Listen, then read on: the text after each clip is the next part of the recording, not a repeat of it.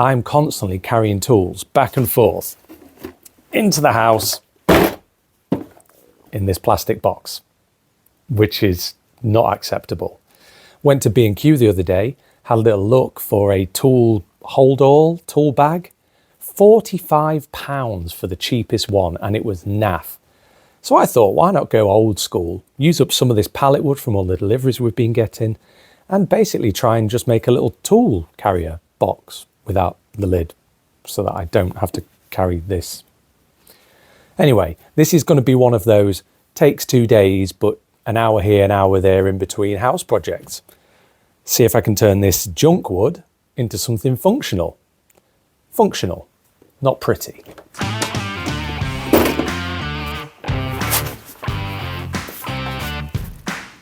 And this is where I begin, with a pile of pallet boards with other people's imprinted footprints upon them. I did say this was not going to be a pretty looking project. I've already taken the boards off the pallet itself, and now I'm sanding down the edges. If you want to see a video on how to take apart a pallet with very minimal waste, I rate the different methods that I've learned over the years. I'll link that video in the description. Now, I don't actually know it at this point, but I'm setting myself this challenge of using the minimal tools possible. I don't know why.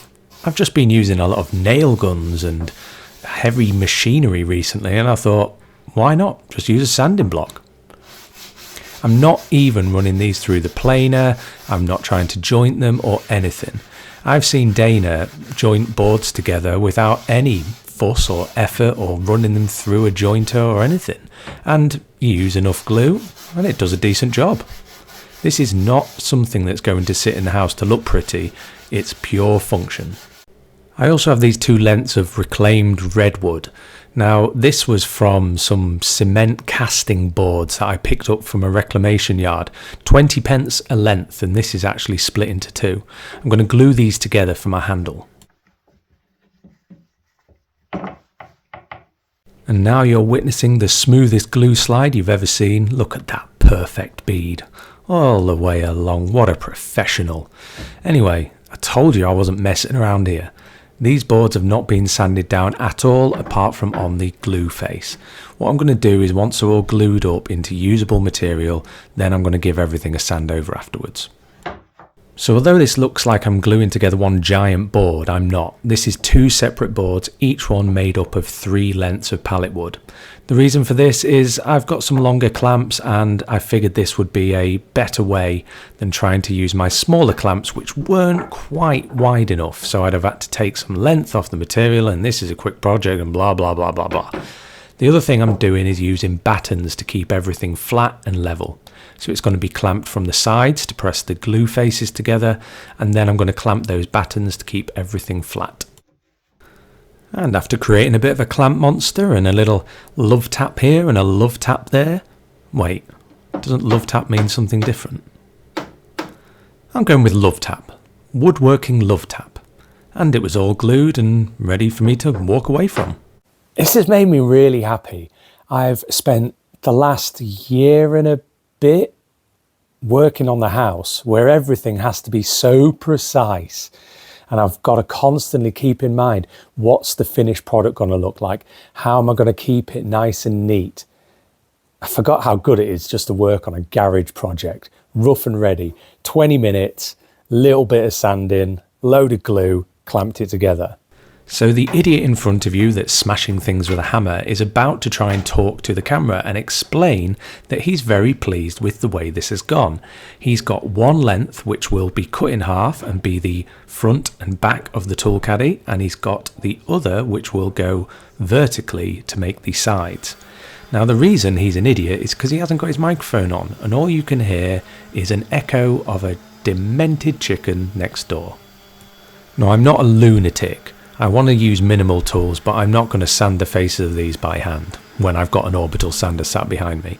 So I just run over it with some 80 grit and then some 120 grit, and then I am leaving it there. This is not going to be a polished finish or anything. With everything roughly sanded, I used the miter saw to basically just take those crooked ends off each board and then cut each board in half. It's as simple as that. There's nothing fancy going on here. I'm just working with the material I've got. No idea what size this toolbox is going to be, no idea how heavy it's going to be, just winging it and enjoying it. Because I wanted to get as fancy as a gerbil in a top hat, I decided to give a bit of a round over style side to make this more caddy-like than just box. So I used a paint can to get a rounded top and then just kind of joined up lines with the ruler until I got the contour that I wanted.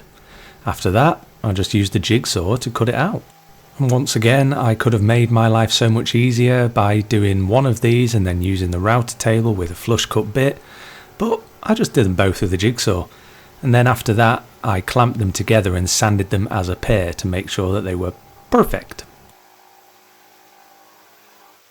It was at this point I was getting a bit distracted. I had to do some varnishing and staining in the house, which I absolutely hate, so I decided to stretch this project out even more. You can see the basics here, but I still didn't like the boxy style of it. So, to put off the varnish for a little longer, I decided to kind of give it a bit of a curve. I once again cracked out the jigsaw for this. Again, I could have gone template and router table, but I quite like this approach. It takes me back to when I first started before I had built up any kind of tools. Not that I've got the best set now, but old school. Mess everywhere, never mind. I'm having fun with this little project. I'm probably only an hour into it. I did about 20 minutes yesterday, and I would say I've probably done about 3/4 of an hour today. Now, here's where new me has learnt a few things, and I'm glad I caught myself before I did it. So, that's the side, and I originally wanted that to butt up to that. I think I just like the angle more there where it comes down. But then you're going through the side here, which is strong, but into end grain here, which is not. It's not very good for glue, and it's not very good for screwing into. So I'm probably going to have to sacrifice that nice angle and do that instead, which is not the end of the world. Now, the other dilemma I've got is, whilst doing this project, I've only been using my basically starter tools. I've had that jigsaw for probably 10 years. And that chop saw that you saw me using was pretty much first tool I ever bought for this garage. Now for the bottom, I've got this old piece of packaging ply, and I thought this would make a really sturdy bottom. To make it really strong, I'd rebate it all the way around and make it almost like a shaker style door. Then there's no way it can ever fall out. However, I've got quite inspired to stick to the basics, my minimal tools. So I know it's not going to be as strong, so please refrain from telling me in the comments that I'm an absolute idiot and I should have done this to the bottom and this. But I think I'm just going to put it in the bottom with some glue and some nails. I think I'm going to avoid using any kind of screws with this project. For no reason other than it's an old school toolbox and I'd quite like it to look old school. I mean, at the end of the day, if I put my tools in it and the bottom falls out, as long as I'm recording, you guys will be entertained. I didn't use a tape measure here for any of the measurements. I'm just using a ruler for a straight line and using the parts of the project I've already made themselves to find the measurements I need for this base. And now you need to brace yourselves.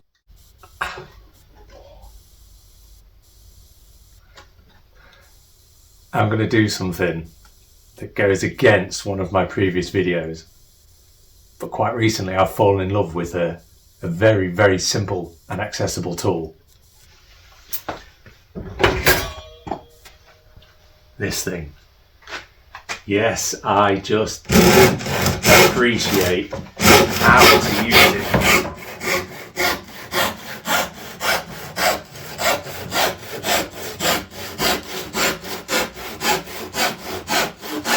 Now I know this is not the most stylish way of using it, but what I realised was I've been using this like a Western saw, trying to pull, but for some reason when you're above it, the angle doesn't work as well. Now putting a block alongside it and you run the blade and then you get to the point where you're not just pulling towards you, you're actually pulling down, and you've basically got like a tracksaw. I am so sorry for ever doubting the Japanese pull saws. That is a straighter line than I get using my track saw. The final part before I got to glue up was to mark out where my handles were going to fit. Now I did think about just doing this with dowels, but then I thought the handle is literally taking all of the weight. It's a handle, that's kind of what it's supposed to do. So I thought I'll have that handle actually embedded. And then I thought, you know what, I'll just have the handle go completely through the side itself. So all I did was I used my drill to drill some pilot holes, then used the jigsaw to get a bit closer, and finally cleaned it all up with a chisel. This was one of those glue ups where it was really annoying just to get started. This first piece is all that's stopping me from cracking on. So I've pre-hammered the nails, and I'm just using some really cheap nails that I've got, into the edge of one of the panels, and then I'm trying to get it lined up. I've already glued it and I'm trying to tap those nails in just enough that it holds it in place. A brad nailer would have made life so much easier, but I felt like it was cheating at this stage. But once I got this first part in, the rest of it went pretty well. It all kind of held itself together. Look at that! Proper old school woodworking. All of these nails, a bit of glue, not a screw or anything. And it feels pretty solid already. It's a shame I'm back at work tomorrow and it's getting quite late now, because I'd quite like to just throw some Danish oil on this, but I've got to let the glue dry. Now, all in all, I've probably spent about 2.5 hours. The glue up was the most difficult part. I probably should have tried to use more clamps and done it quickly, but I didn't. But it's worked, and I'm happy. And I've just made an old school tool carrier. This is it. It's my toolbox. And it's a wonderful toolbox. The reason I know it's a wonderful toolbox is because I filmed the rest of this video about 2 weeks ago, and I got distracted hanging doors, and this is where this thing comes in absolutely perfect. Now, I did think about messing around and adding little partitions and little tool holdy bits. I don't want that. I don't want this to be a long-term toolbox I'm going to hand down through the generations. This is literally to throw in whatever I need for the project. The project the last couple of weeks has been hanging all the doors downstairs. So in terms of that, I've just been throwing in hammers, screwdrivers, spirit levels, rulers, glue, nails. Everything gets thrown in here, and then once I've finished the project, I just carry it back out to the garage, and then everything can go back on the wall where it belongs. It's just one of those easy little quality of life improvements that I feel like everybody should give a go. It was fun to make. It cost me nothing other than a bit of glue and some nails, just made from Palletwood. And I'm really pleased with it. Anyway, sorry it's been so long since the last video. If you've got anything from this one, please consider subscribing or giving me a like or telling me below what a terrible idea it is to just use nails to hold heavy tools. Whatever floats your boat. Bye.